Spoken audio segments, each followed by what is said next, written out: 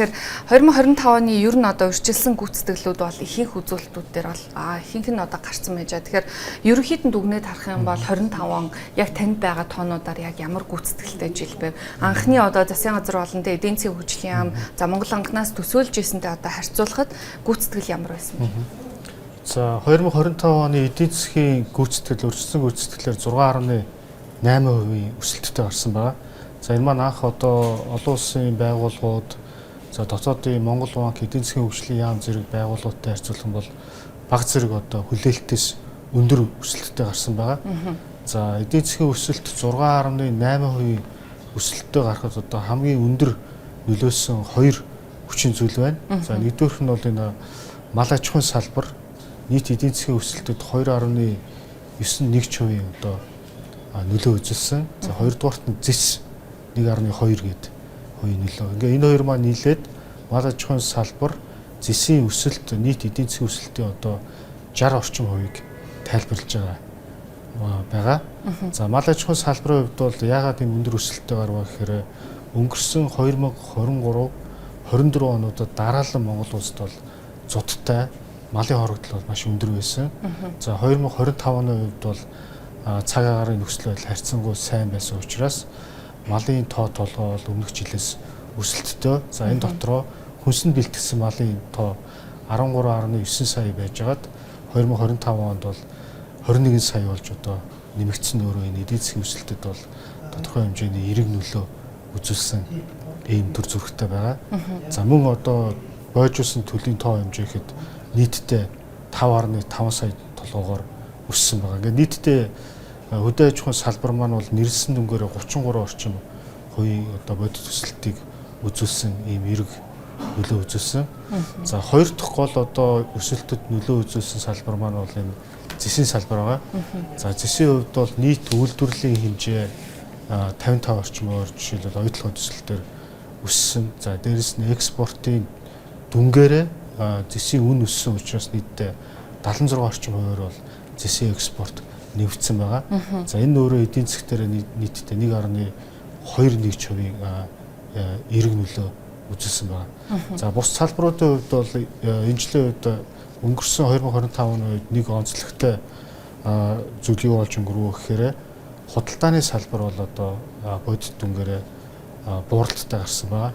За өөрөлдөх юм бол дотоодын худалдааны салбар. Дотоодын худалдаа гэсэн. За худалдааны салбар бууралттай гарахад гол нөлөөсөн хүчин зүйл юу гэхээр импорт 2.6%-аар буурсан.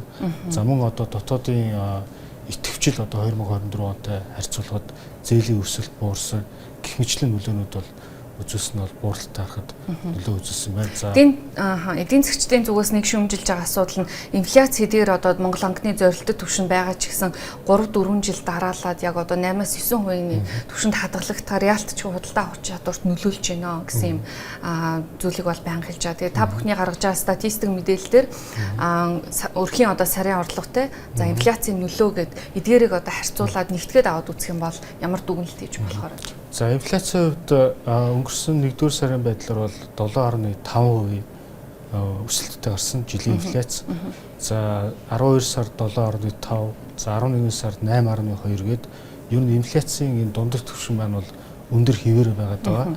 За энийг сүүлийн 2 жилээр бодох юм бол сүүлийн 2 жилийн хугацаанд дунджаар үнийн түвшин бол 17 орчим хувийн өсөлттэй буюу яг эдийн засгчдын хэлээд байгаагаар өсөлт бол өндөр хэвээр байгаа.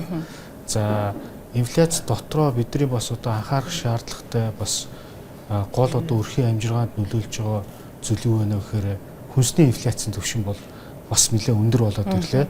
Хүнсний инфляц жилийн 12.6% өсөлттэй гарсан байна. За энэ дотроо махны үнийн өсөлт бол одоо сүүлийн 2 сар гаруй хугацаанд бол маш одоо хурдцтай нэмэгдэж байна. За өхрийн мах гэхэд одоо сүүлийн 1 жилийн хугацаанд бол ойролцоогоор 25 орчим хувийн өсөлттэй гарсан нь өөрөө бас бидний нэлээд анхаарал татах шаардлагатай зүйл байна гэдэг нь харагдаж байгаа гэсэн. За тэгэхээр инфляцийн түвшин маань өрхийн бодит орлого хэрэглээнд яаж нөлөөлж байна вэ гэхээр 4-р улирлын байдлаар өрхийн бодит орлого жилийн 5% өсөлттэй гарсан боловч за 4-р улирлыг 3-р улирлтай харьцуулахад бол өрхийн бодит орлого бол 0.5% бууралттай гарсан байгаа. За энэ маань юу гэхээр инфляц тодорхой хэмжээгээр бол одоо өрхийн бодит болоход бол одоо нөлөөлж эхэлж байна гэдэг нь бол харагдаж байна гэсэн. Өөрөөр хэлэх юм бол орлогын өсөлтөнд зарлагын өсөлтөө гүйцэхгүй байна гэсэн юм дүгнэлтийг. Үнийн өсөлт бол одоо орлогын өсөлтийг бол одоо бас тодорхой хэмжээгээр бол одоо эдэж эхэлж байна гэдэг нь бол харагдаж байна гэсэн. Төсөвдөр бас анхаарал татсан одоо асуудлууд хэдийн одоо статистик дээр бол харагдцсан явж байгаа. Тэ өөрөөр хэлэх юм бол төсвийн алдагдал бас нэмэгдэх хандлагатай. За тэгээд төсөв тодтгол хийх эрсдэл байна гэж харж байна уу? Та эхний одоо 1 сарын гүйцэтгэлээс харахад.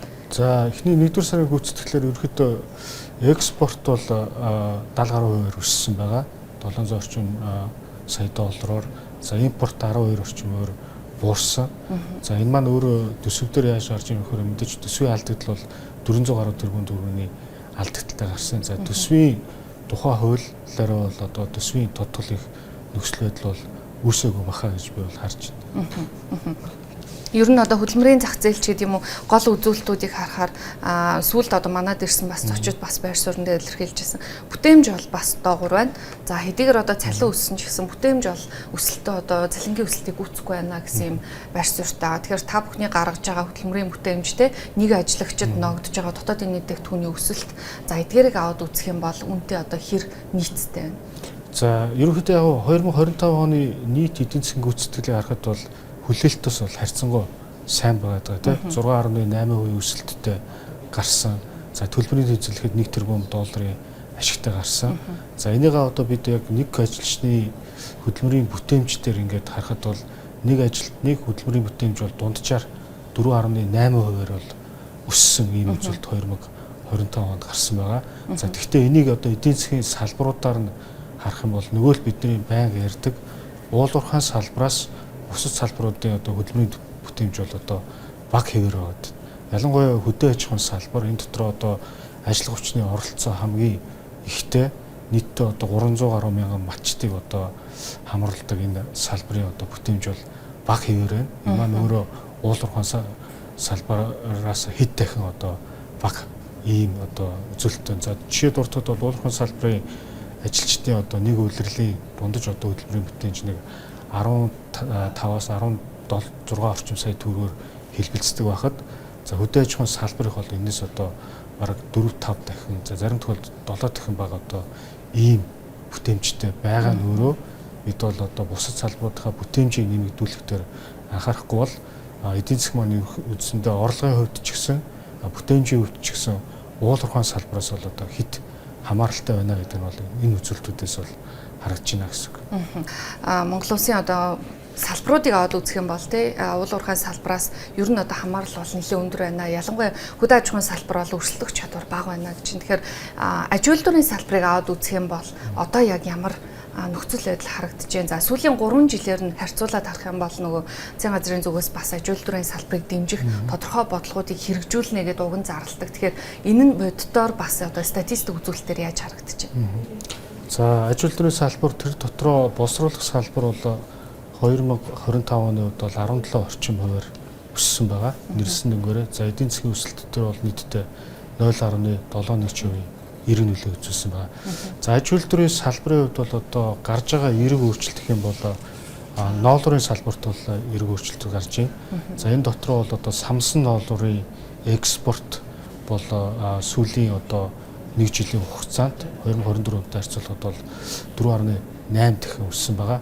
За өмнө нь бол одоо 700 орчим тонн самсан ноолуур одоо экспортлтой байсан бол одоо энэ дүн 4000 тонн болж одоо нэмэгдсэн байгаа. За энэ нэрээр бол одоо нэг 67 орчим сая долларын экспорт хийдэг байсан бол энэ экспортын дүн 300-аад сая долларыг одоо давж гарсан ийм эрг үр дүн харагдсан байна. За бусад аж үйлдвэрийн салбарын одоо үзүүлэлтүүдийн хувьд бол цахилгаан эрчим хүчний үйлдвэрлэл гэх мэт одоо үзүүлэлтүүд бол одоо эрг үр дүнтэй гарсан байгаа. Магадгүй та түрүү нөө дотоод худалдаан дээр импорт бол буурсан гэсэн юм үзүүлэлтийг хэлжсэн тий товчхон. Тэгээ энэ импортын буурлыг дотоодын аж үйлдвэрийн салбарын үйлдвэрлэлээр нөхсөн үү эсвэл зүгээр худалдааны салбарт бас одоо худалдаа авах чадвартай холбоотойгоор ийм үзүүлэлтүүд харагдаж байна уу?